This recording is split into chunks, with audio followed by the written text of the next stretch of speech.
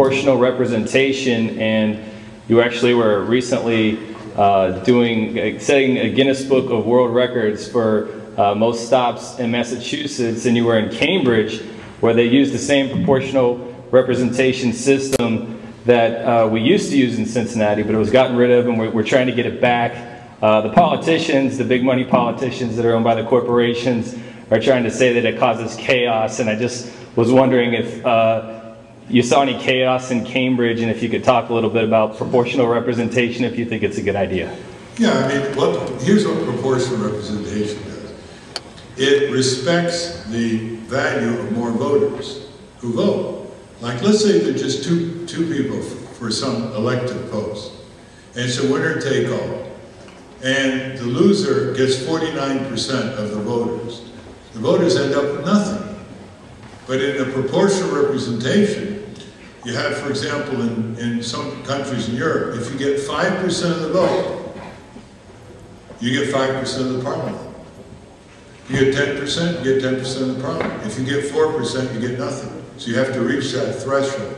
So that makes voters say, hey, you know, I think this candidate I like, I think he's got a chance. He's got a chance to get 5, 6, 7, 8%. They're more likely to vote. Once these groups get into parliament, they've got a diversity of viewpoints. Maybe one of them is a solar energy advocate.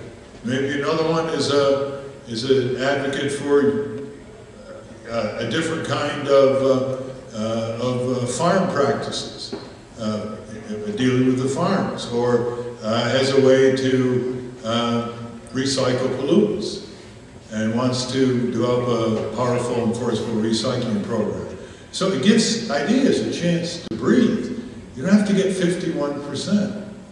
At the same token, the big guys, the guys who get most of the votes in the parties, they have to respect a broader diversity of views. So that's why you get more interesting debates. That's why you get a higher voter turnout, far higher, 75, 80, 90%. In some countries in Europe. We're down to about, this year will be 54, 55% in the presidential race, which is about the highest in 40 years. And in congressional races is 30%, 35%, really low in the off year. So that's why now the cities that have it, you know, like in Hartford, Connecticut, they have 7 seats for the city council, and they all run at large.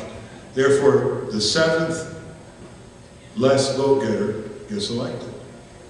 That means you have a greater diversity. It's not winner take all.